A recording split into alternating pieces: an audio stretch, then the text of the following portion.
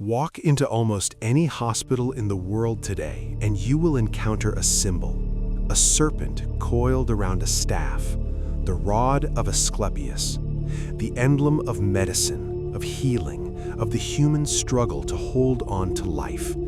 It appears in the logo of the World Health Organization, on the sides of ambulances, at the entrance of medical schools.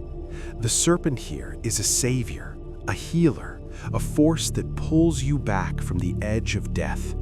When a human being lies on the thin line between life and oblivion, they are treated in a room where a serpent figure hangs on the wall. Now open a Bible. In the 3rd chapter of Genesis, you will meet another serpent. This one approaches Eve in the Garden of Eden, deceives her with the most dangerous kind of knowledge, and sets in motion the fall of all humanity. God turns to this serpent and pronounces a curse that echoes through millennia. On your belly you shall crawl, and dust you shall eat all the days of your life.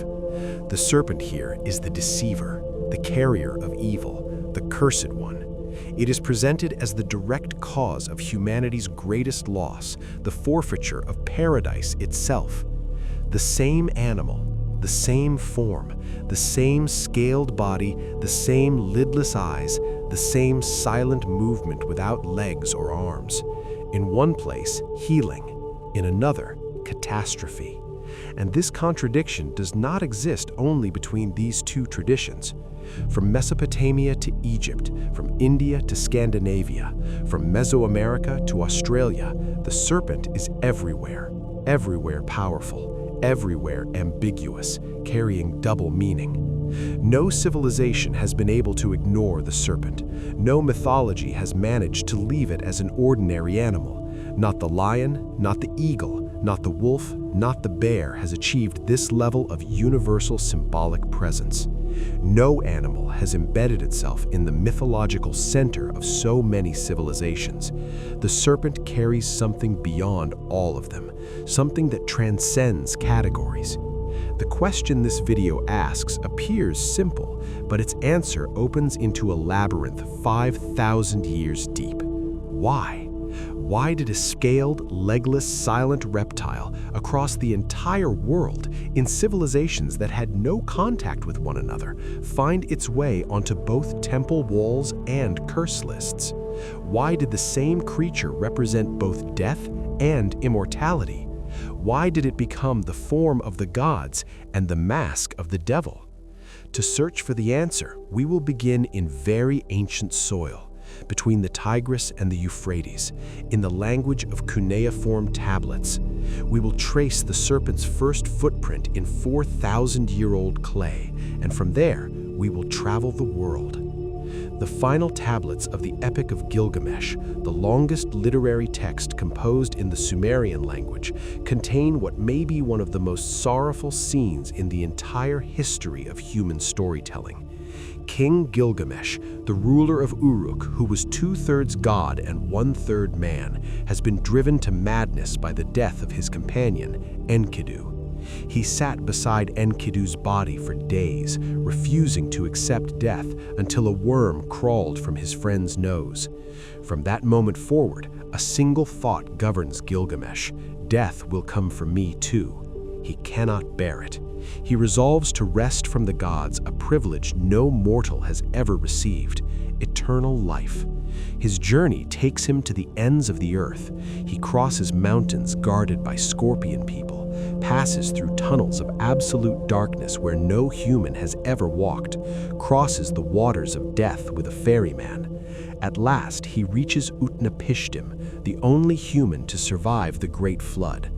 Utnapishtim tells him that the eternal life the gods granted was an exception, not part of humanity's general destiny. It will never be given again. That door is closed forever. But he shares a secret. At the bottom of the sea, there is a plant called the Old Man Becomes Young. Its thorns cut the hands, but whoever eats it will never age, will return to youth. Gilgamesh ties heavy stones to his feet, holds his breath, and plunges into the sea. His hands bleed, but he tears the plant free despite its thorns. When he breaks the surface, his eyes gleam, his heart races, his hands tremble. He will carry the plant back to Uruk. First, he will test it on the elders, see its effect with his own eyes, and then he will eat it himself. He will defeat death. But on the journey home, he comes upon a pool of water, cool, clear, inviting. The exhaustion of his long journey weighs upon him. Gilgamesh sets the plant aside to bathe, and here is what the tablets describe.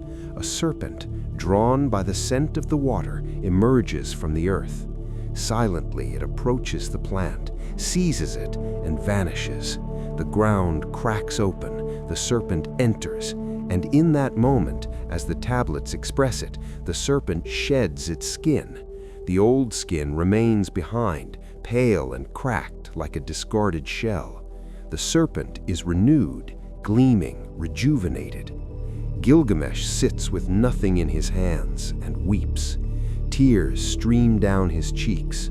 The tablets convey the weight of this sudden loss in just a few lines, but the grief it contains transcends all ages. When I first read this scene, I spent a long time thinking about it.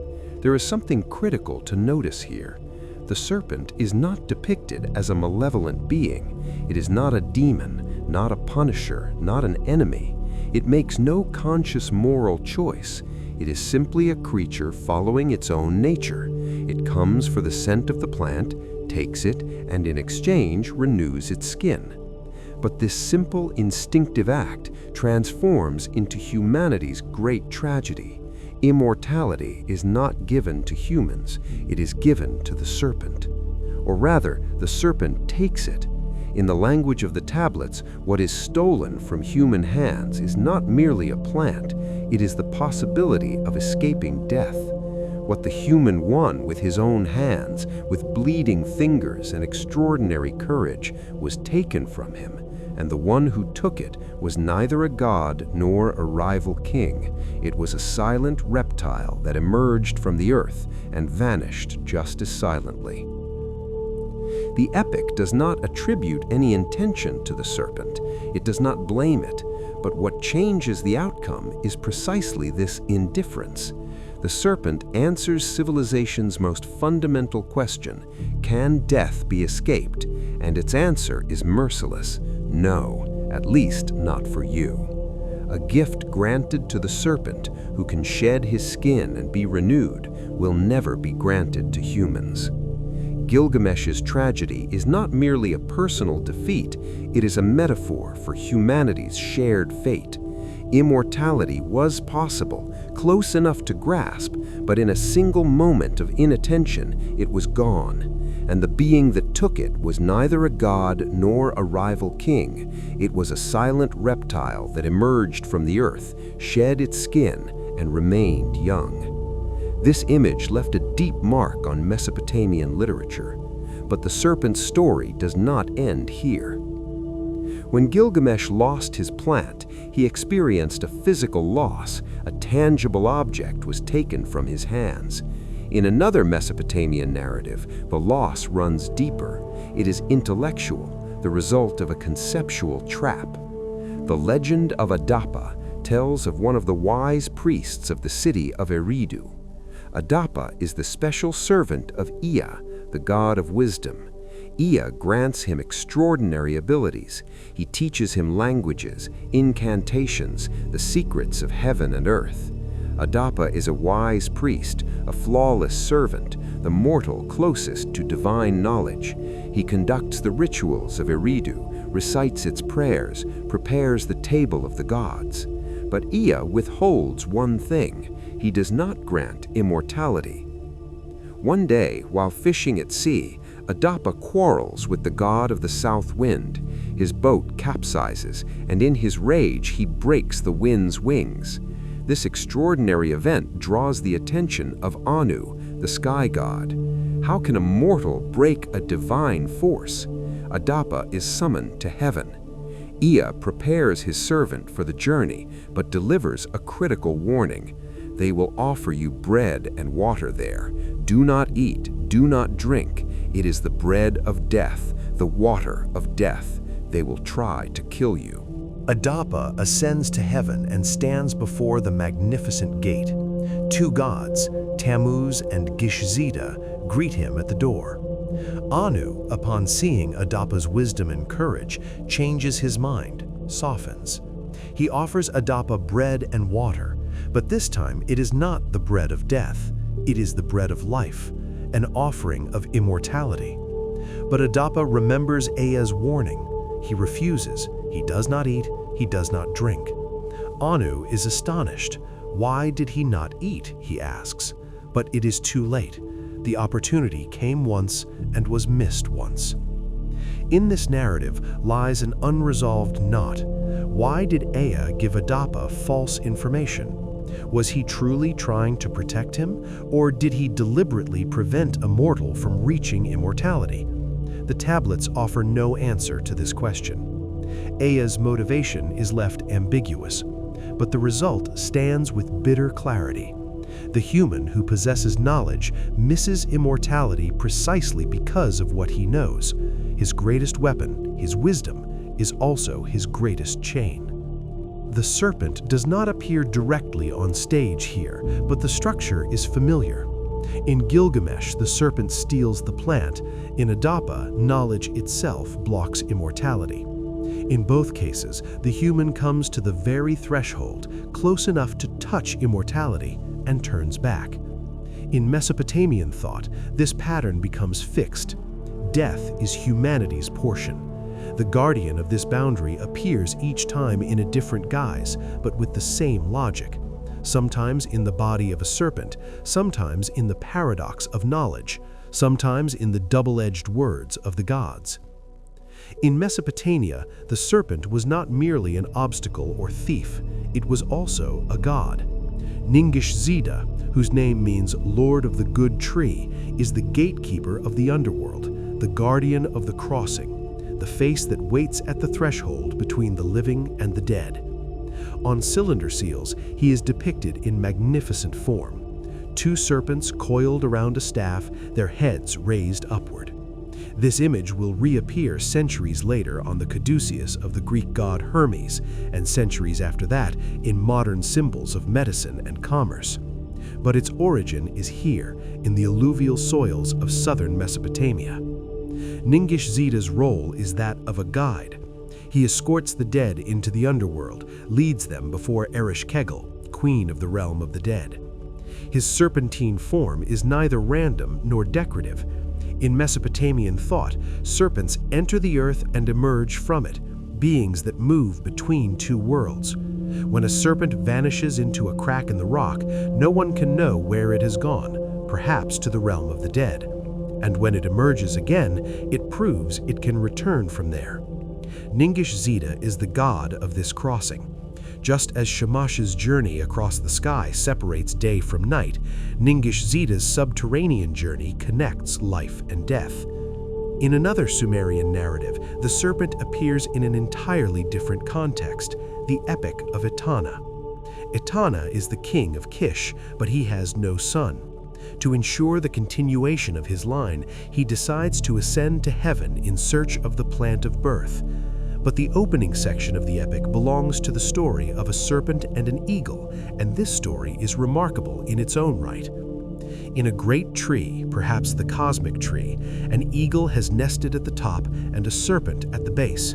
They swear an oath they will not harm each other's offspring. The eagle claims the sky, the serpent the earth. For a long time they live in peace, but one day the eagle breaks its oath. In the serpent's absence, it descends to the nest and devours its serpent's young. When the serpent returns and sees the empty nest, it understands the devastation. The serpent seeks justice among the gods. It appeals to Shamash, the sun god and god of justice. He broke his oath, it says. Shamash gives the serpent a plan. Hide inside the carcass of an ox. When the eagle comes for the carrion, seize it. The serpent follows the plan. It waits with patience. The eagle comes, settles on the carcass. The serpent strikes, catches the eagle, breaks its wings, tears its legs, and casts it into a deep pit. The eagle writhes there in agony, pleading. Etana later rescues it and rides on its back to heaven, but the moral foundation of the story is the serpent's pursuit of justice. Here, the serpent is neither cursed nor sacred. It is a figure seeking its rights, taking a legitimate path against the one who violated its oath, acting with the approval of a god. Moreover, the strategy that delivers justice comes from the god himself. The serpent is patient, it is methodical, and it is right. So far, we have seen three faces within Mesopotamia alone: thief, gatekeeper, justice seeker. A single geography, roughly the same era, yet the serpent is already multi-layered. Sometimes it carries wisdom, sometimes it steals it. Sometimes it delivers justice, sometimes it is the instrument of injustice.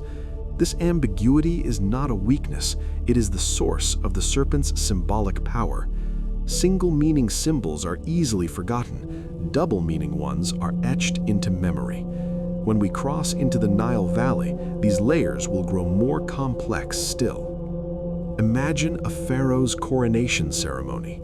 As the final link in a chain of rituals stretching back thousands of years, when he takes his throne, a golden cobra head gleams upon his brow, the uraeus.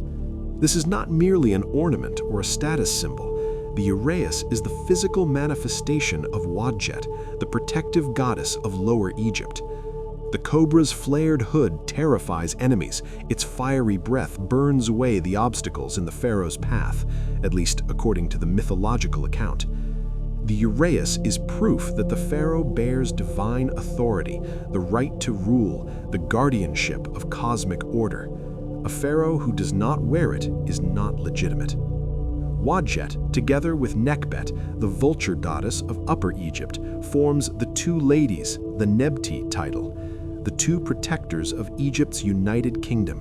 One enfolds from above with wings, the other defends from below with venom. Every pharaoh's official titulary includes these two names. On temple walls, Wadjet is depicted beside the pharaoh as a colossal cobra, eyes open, body erect, poised to strike, turned toward the enemy. When the pharaoh rides to war, the uraeus blazes fire before him, clearing the way. The serpent here is the most powerful symbol of sovereignty, legitimacy, and protection.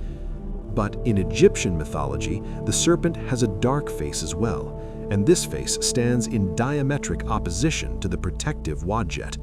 Apophis, whom the Egyptians called Apep, the enormous serpent of chaos, nothingness, the enemy of the sun itself. Every night, as the sun god Ra travels through the underworld in his solar bark, Apophis attempts to swallow him. This journey is a perilous passage through darkness. Other gods ride in Ra's bark alongside him. Spells are recited against Apophis, spears are hurled, chains are pulled taut. This battle repeats every night. Every dawn, Ra triumphs and is reborn on the horizon. But Apophis can never be fully destroyed. It returns every night. It is the dark side of existence, the chaos that is inevitably present wherever order exists. This is where the striking nature of Egypt's relationship with the serpent becomes clear. Within the cosmology of the same civilization, the serpent is both protector and destroyer. Wadjet guards life upon the pharaoh's brow. Apophis strives to swallow the source of life in the darkness of night. Both are serpents, both are colossal, both carry cosmic power. And for an Egyptian priest, this is not a contradiction, it is the very essence of balance. The tension between order and chaos is the operating principle of the cosmos. Without one, the other is meaningless. The serpent became the only form capable of bearing both ends of this principle simultaneously. The cobra on the pharaoh's brow and the chaos serpent in the darkness of night. Dazzling gold and devouring shadow, the same body, opposite meanings. In the Nile Valley, this duality permeated daily life. Serpent figures were both worn around the neck as protective amulets and inscribed in magical texts as dangerous entities to be banished. In the same tomb chamber, one finds both protective serpent images and binding spells against serpents. One hand summons the serpent while the other drives it away. Egypt did not resolve the serpent's dual nature. Instead, it placed it at the center of the system, at the very heart of its cosmology. The third chapter of Genesis perhaps contains the most widely known serpent scene in all of world literature. In the Garden of Eden, a serpent approaches Eve. "Did God really say you must not eat from any tree in the garden?" it asks. The question seems innocent, but concealed between its words, it carries a trap. Eve corrects, only one tree's fruit is forbidden, the tree of the knowledge of good and evil. If they touch it, they will die. The serpent insists, "You will certainly not die.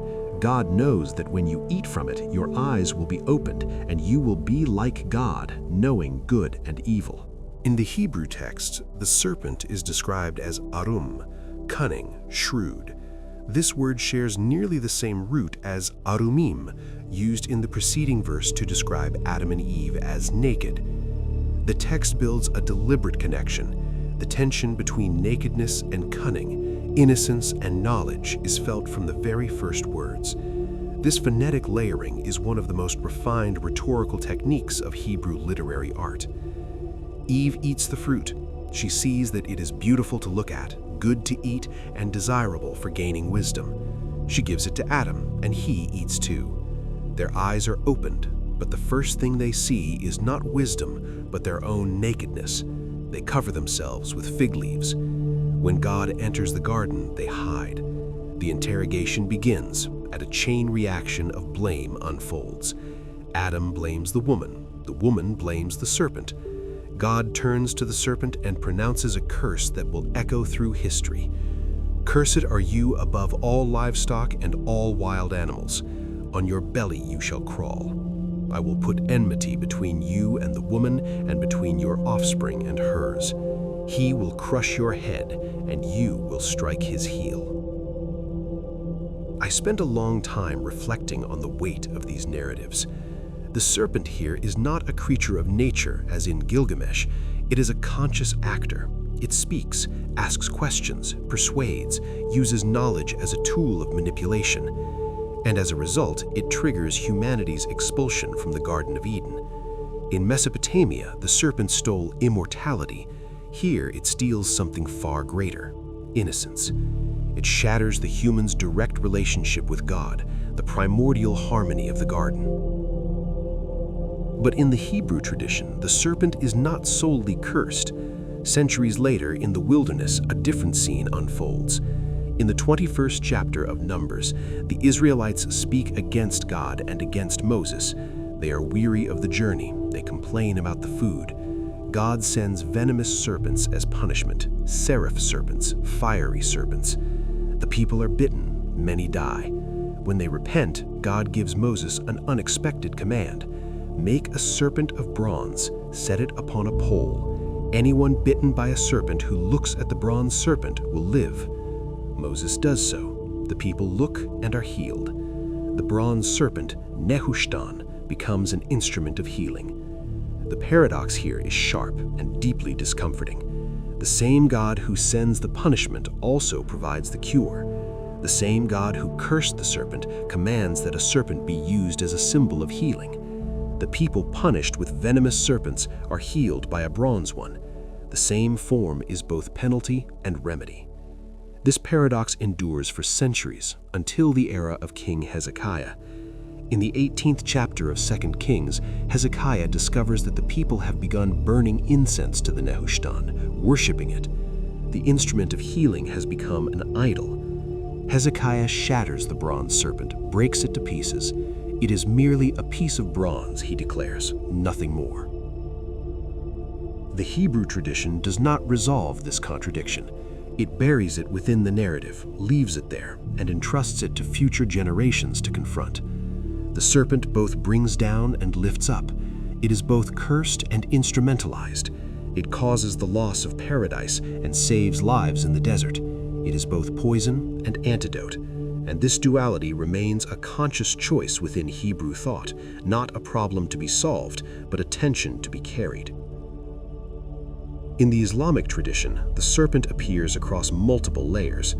One of the most striking scenes described in the Quran is the encounter between Moses and Pharaoh's sorcerers. The scene is repeated across multiple surahs: Daha, Ash-Shu'ara, Al-Araf, Al-Naml, Al-Qasas, and each repetition brings a different detail to the foreground, offers a different perspective.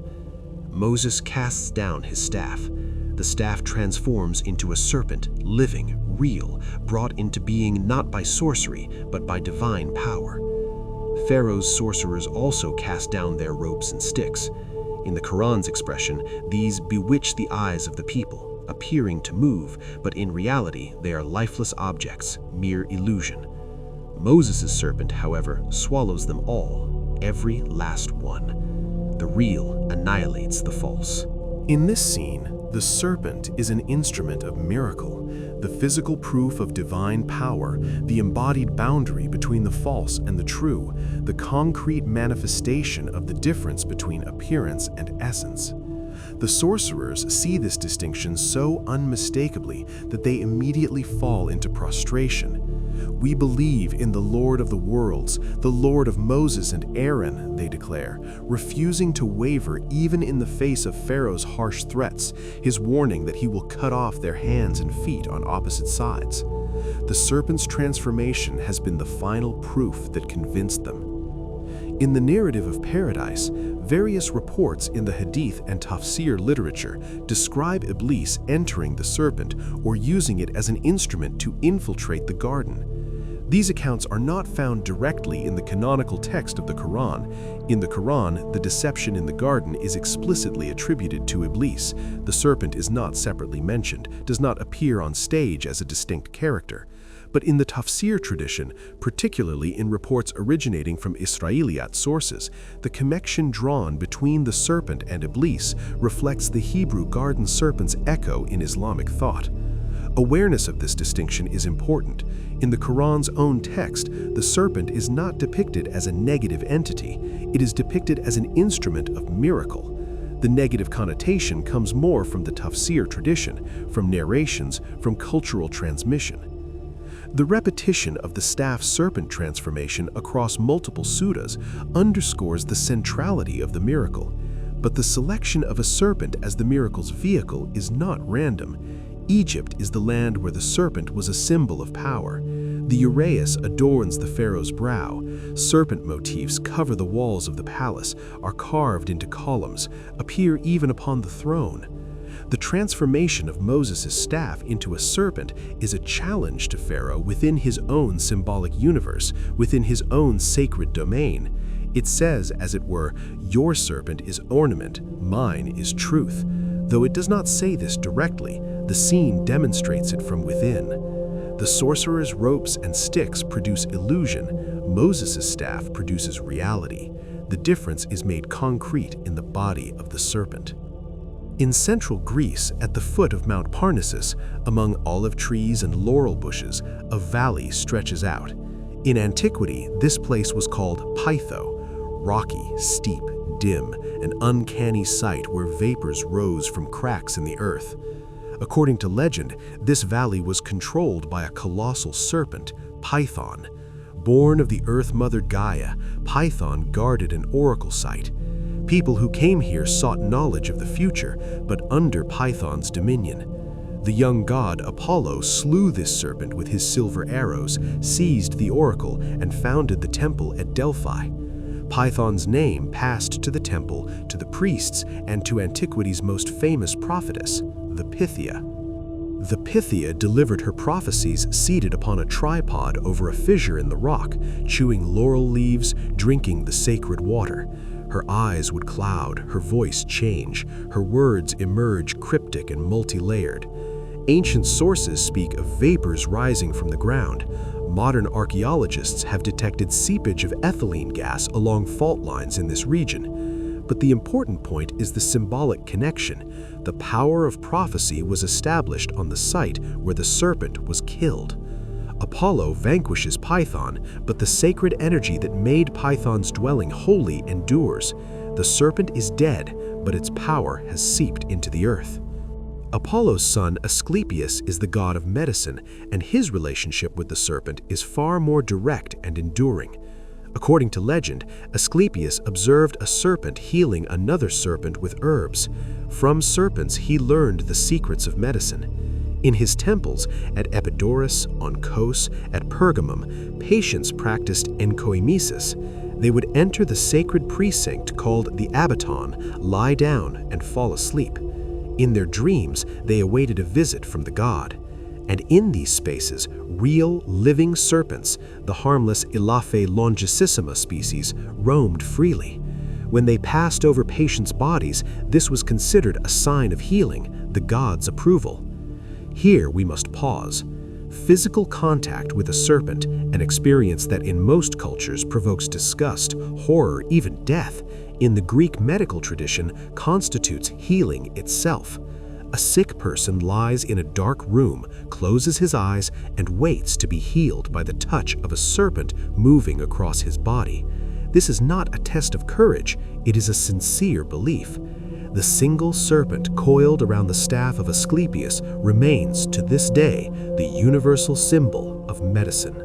The double serpent coiled around Hermes' staff, the Kerikeon, belongs to a separate tradition, the symbol of messaging, commerce, and the crossing of boundaries. The image of two serpents coiled around a staff recalls directly the iconography of Ningishzida on Sumerian cylinder seals. Thousands of years apart, thousands of kilometers distant, the same visual pattern repeats.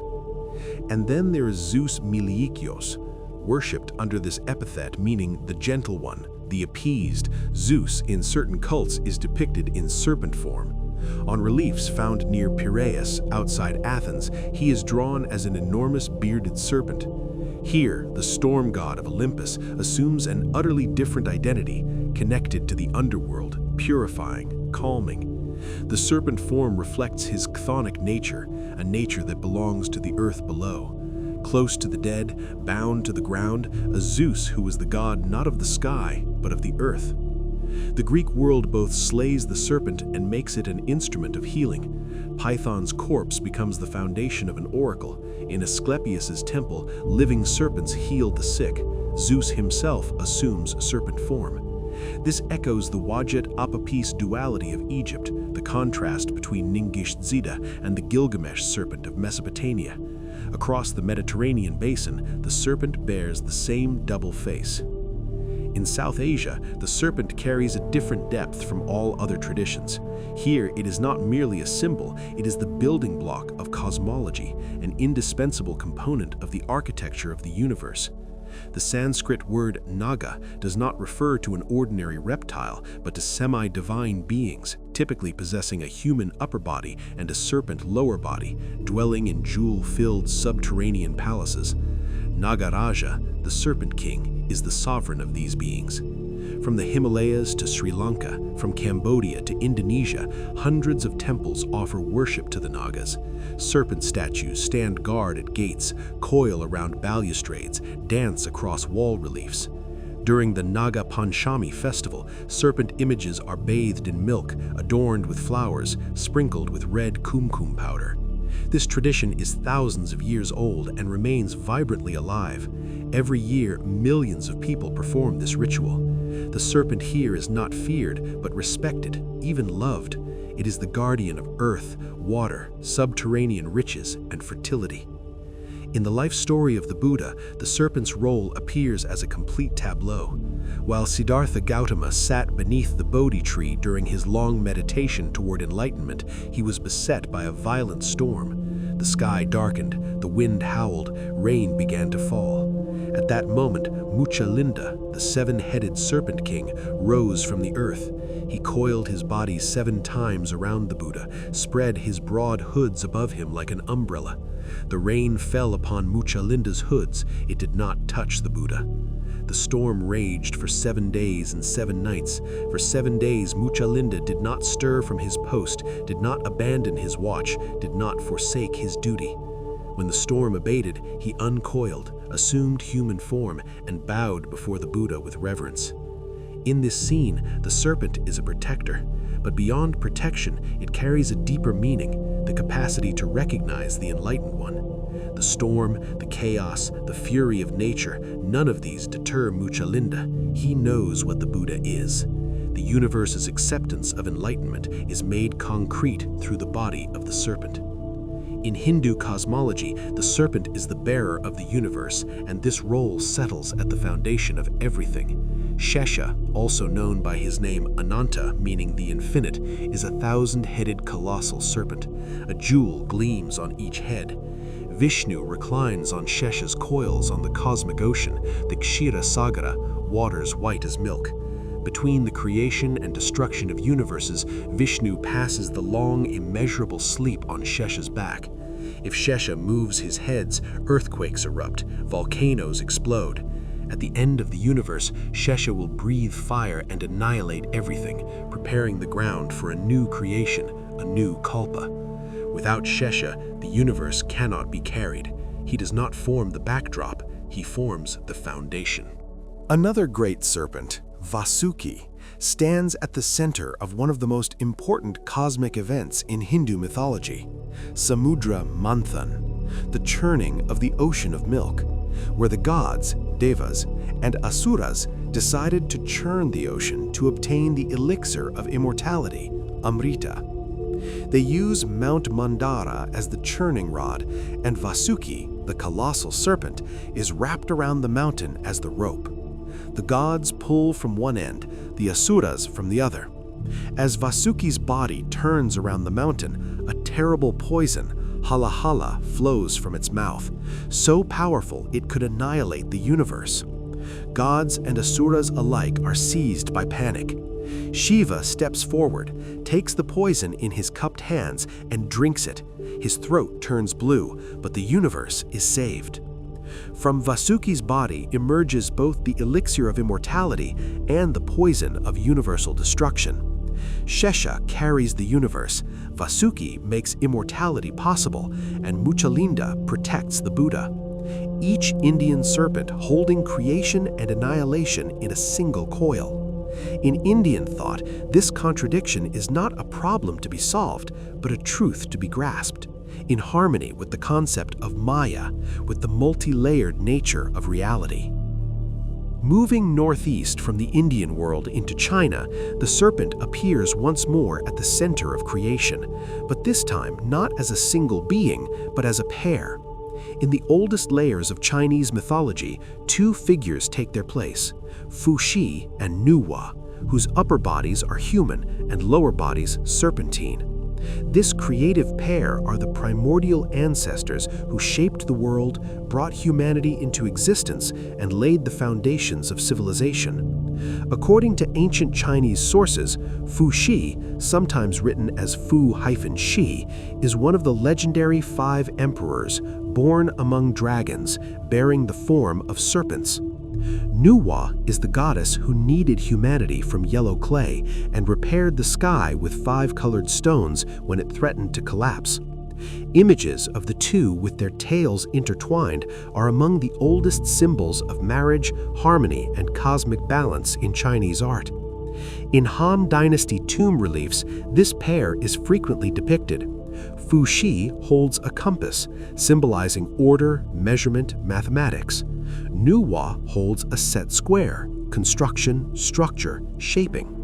While their serpent bodies coil around each other, their hands hold the tools of civilization. Here, the serpent is neither feared nor cursed.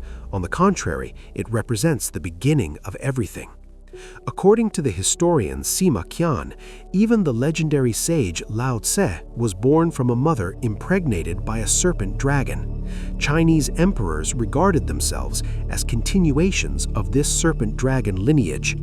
In Chinese thought, the serpent is a chain extending to ancestors, civilization, and legitimacy. In Japan, however, the serpent takes an entirely different stage, this time in a narrative of chaos, threat, and heroism. In Shinto legends, Yamata no Orochi, a colossal serpent with 8 heads and 8 tails, terrorizes the Izumo region. Every year, it demands a young girl as sacrifice. 7 girls have already been swallowed, and the 8th awaits the same fate.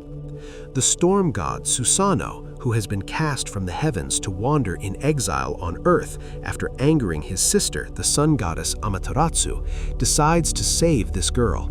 He has 8 enormous vats prepared and filled with the strongest sake. Orochi's 8 heads each plunge into a separate vat, become drunk, and begin to doze. Susanoo draws his sword and severs the heads one by one. Splitting open the monster's tail, he extracts the legendary sword Kusanagi, the grass-cutting sword, which in later centuries would become one of the 3 sacred treasures of the Japanese imperial line. These 2 East Asian narratives reveal the serpent's 2 faces in sharp contrast. In China, the serpent-human hybrids are civilization's founders. In Japan, the 8-headed serpent is civilization's enemy.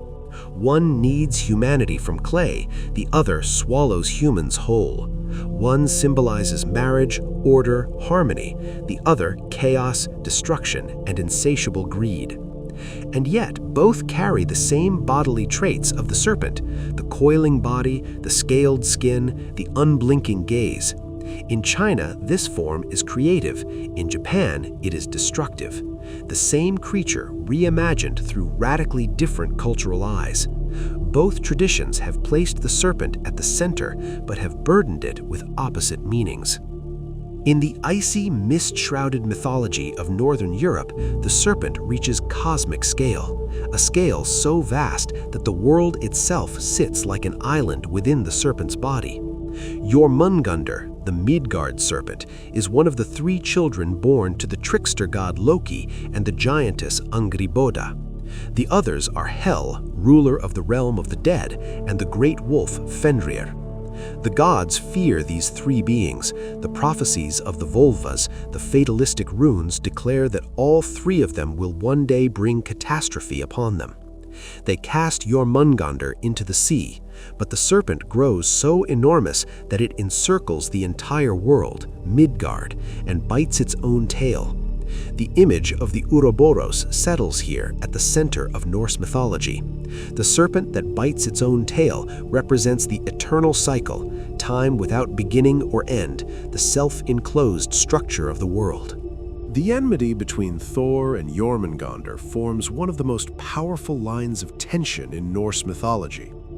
In one tale, Thor goes fishing with the giant Hymir. He baits his hook with an ox head. No ordinary bait, but an enormous one.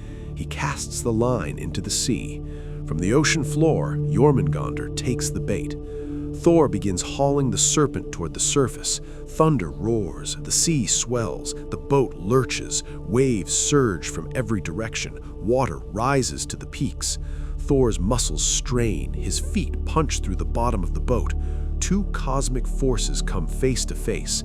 Thor's hammer Mjolnir hangs in the air, but Hymir panics and cuts the line. The serpent plunges back into the deep. The confrontation is postponed, but not canceled. The true meeting is reserved for the end of the world. And Ragnarok comes, the twilight of the gods. According to the sources, the sun and moon are swallowed by great wolves, Skull and Hati. Stars go out one by one, darkness descends. Heimdall's horn sounds, the cry of Jallarhorn shakes the 9 realms, and Jörmungandr releases its tail. When the serpent lets go of the tail it has held for thousands of years, the balance of the world breaks. It rises from the sea. As it walks onto land, waves devour coastlines. Its breath poisons the sky. Each step cracks the earth. Thor faces the serpent one final time. He brings Mjolnir down upon Jörmungandr's skull with all his might. The serpent collapses, but Jörmungandr's venom has already entered Thor's veins. The god of thunder takes 9 heavy, staggering steps and falls face down to the ground. Serpent and god both die. There is no victor. This mutual death carries the core message of Norse cosmology. The guardian of order and the force that represents chaos and destruction annihilate each other. Neither prevails. The outcome is a shared end, and afterward, a new world rises from the waters. Ragnarok is not an ending, but the closing of a cycle. The old world dies, but a new one is born, and in the new world, perhaps there will be new serpents. The Norse tradition leaves this question open. On the far side of the Atlantic Ocean, thousands of kilometers from Mesopotamia or the Nile Valley, in a different climate, in a different language, in civilizations living by a different calendar, the serpent once again stands at the center. One of the most powerful divine figures of Mesoamerica is Quetzalcoatl.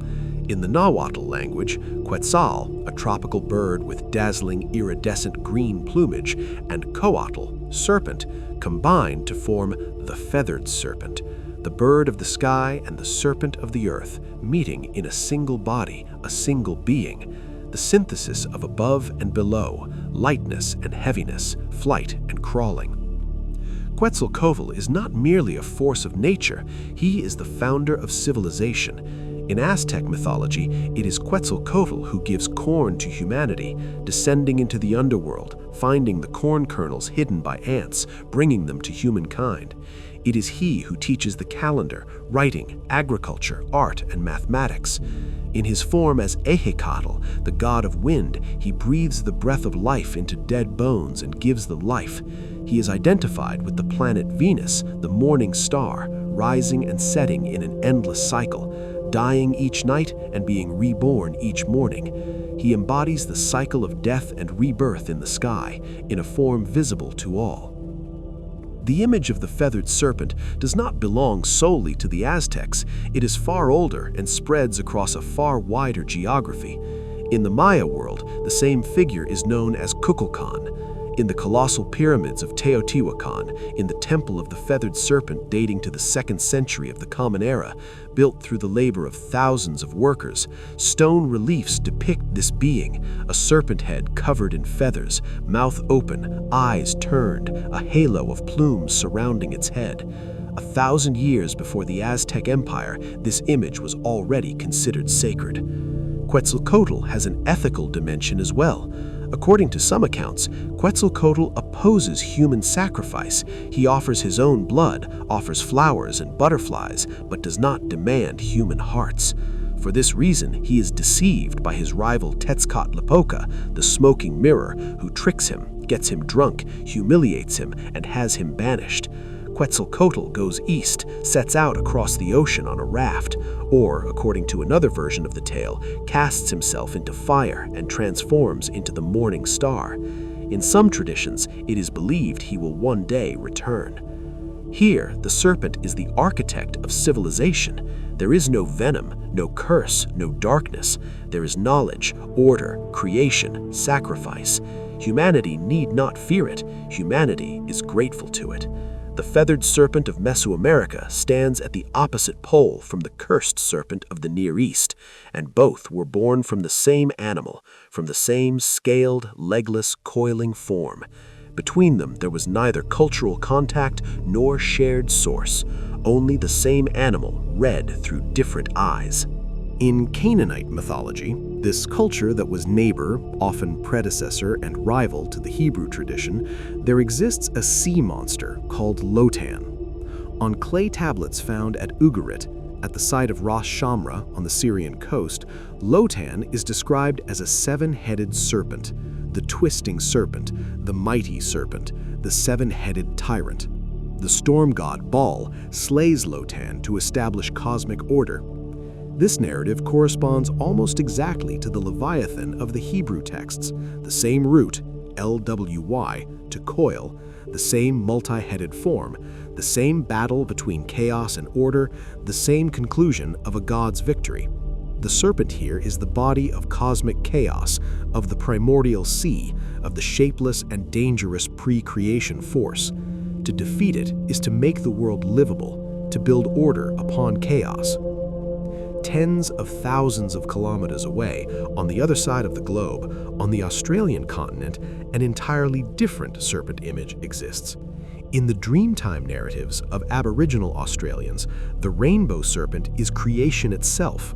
This colossal serpent, known by different names, different colors, and different stories among different Aboriginal communities, rises from beneath the earth, and as it moves, it forms rivers, valleys, and mountains. Australia's geography is drawn by the serpent's body. It is the guardian of water, bringing rain, sending great floods, controlling water sources. According to some accounts, it also creates humans and animals, giving them form and spirit. The serpent here is neither cursed nor chaotic. It is the creative force that shapes the world, that sculpts its form, that traces rivers with its own coils. And this belief remains alive in the 21st century. The distance between Canaan's seven-headed chaos serpent and Australia's creative rainbow serpent is not merely geographical, it is conceptually enormous. One is a threat that must be destroyed, the other is the source of existence. One is chaos, the other is order itself. One must be defeated so the world can be habitable, the other must exist so the world can take shape. But the common ground between them is striking. The serpent is not ordinary. No culture has been able to leave it as an ordinary animal. Both are cosmic in scale, vast enough to encircle the world, to shape the world, to determine the world's fate. Both carry meaning beyond physical reality, and both play a central role in the formation of the world, one by being destroyed to clear the ground for order, the other by moving to bring the world into being. We have looked at 11 different traditions, from Mesopotamia to Australia, from Egypt to Scandinavia, from India to Mesoamerica. Civilizations unaware of each other's existence in different climates, different languages, different eras, yet all of them chose the serpent. None could leave it as an ordinary animal. Each saw something in it: fear, hope, wisdom, rebirth, death, boundary, crossing. Why? The first clue lies in the serpent's body, the shedding of skin. When a serpent sheds its skin, what emerges beneath is a gleaming, smooth, new skin. The old skin remains behind, pale, dull, split, as though the serpent has sloughed off death from its body, as though it has removed old age like a garment. For ancient observers, this event represents a process that conquers death, that defies time. The aging, worn-out body that has approached death is discarded, and the animal appears reborn. In Gilgamesh, the serpent shedding its skin after seizing the plant of immortality is this observation transformed into literary form. Skin shedding is the most visible, most repeatable, most concrete evidence of rebirth. It recurs every season, the same miracle repeating every year. No other animal does this with such drama, such spectacle, such visibility to the naked eye. The second clue lies in the serpent's habitat. Serpents enter cracks in the earth, vanish into fissures in rock, remain unseen for days, then emerge their heads from an unexpected place at an unexpected moment. In the ancient world, this behavior was read as a connection to the underworld, to the realm of the dead, the dwelling place of darkness and secrets. The serpent is a being capable of entering and exiting the land of the dead, of traveling between two realms. Ningishzida's gatekeeping, Jörmungandr's ocean floor, the Nagaraja's subterranean palaces, Python's subterranean prophetic fissure, all are nourished by this observation. The serpent is a boundary-crossing being. It moves back and forth between the living and the dead, between above ground and below ground, between the visible and the invisible. The third clue is venom. Serpent venom kills. A single bite can render a living body lifeless, but in controlled doses, under the right conditions, it heals. In the ancient world, serpent venom was used as medicine, as antidote, as analgesic. This is the concrete natural counterpart of the Greek concept pharmakon, the word that simultaneously means both poison and medicine. The serpents serving as healing instruments in the temples of Asclepius, the bronze Nehushtan providing protection against venomous serpent bites, both Amrita and Halahala emerging from Vasuki's body, all are different faces of the same paradox. What can kill you can save you. The carrier of death is simultaneously the elixir of life. And perhaps there is a fourth layer, this one coming not from mythology, but from biology. Evolutionary biology research has shown that primates possess an innate attention reflex towards serpents. Humans, and the primates closest to humans, detect serpents far more rapidly than other visual stimuli. A serpent-shaped form triggers the brain's detection milliseconds before a flower or a stone or a branch, activating the alarm system. This reflex is the product of millions of years of evolutionary pressure.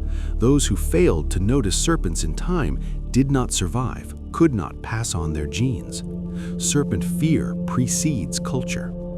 Our brains are programmed to notice the serpent. This biological foundation helps explain why the serpent carries symbolic weight in every culture. Ignoring it is physically impossible. Skin shedding, underground crossing, the venom paradox, evolutionary attention. When these four layers converge, the serpent ceases to be a simple animal. It becomes the most intense, the most multi-layered symbolic material that nature offers to the human imagination. A lion can represent power, an eagle, majesty, a wolf, loyalty, but none can carry all four of the serpent's layers at once. None is simultaneously above ground and underground, simultaneously killer and healer, simultaneously renewable and destructive. But why does the same animal carry opposite meanings in different cultures? Why does Wadjet protect while Apophis destroys? Why does Quetzalcoatl build civilization while the garden serpent destroys innocence? Why does Mucalinda enfold the Buddha while Jörmungandr poisons the world? No civilization has fully answered this question in 5,000 years. Perhaps the answer lies not in the serpent, but in that deep division within the human, the need to both fear and revere, to both flee and approach. And the serpent is the mirror of this division, reflecting back whatever each civilization brought to it. The serpent on the hospital wall and the serpent in the Garden of Eden are the same creature. The serpent that stole immortality from Gilgamesh and the serpent that shielded the Buddha from the storm bear the same form. The protective cobra on the Pharaoh's brow and the Midgard serpent that poisons the sky at Ragnarok move with the same coils. Quetzalcoatl's feathered body and Lotan's 7 heads are covered with the same scales. The twin serpents on Ningishzida's cylinder seals and the serpent on the staff of Asclepius coil with the same curve, despite thousands of years and thousands of kilometers standing between them. For 5,000 years, humans have been looking at this animal. Some built temples, constructed sacred spaces where serpents roamed freely and entrusted their sick to those serpents. Some pronounced curses, declared it the embodiment of evil, the cause of the fall, the symbol of deception. Some sought healing from it, allowed it to glide over their bodies, counted its touch as the finger of the god. Some saw in it the herald of the apocalypse. The day it released its tail, the seas would rise, the sky would be poisoned, even the gods would die. Some worshipped it as the founder of civilization, received the calendar, corn, and knowledge from it.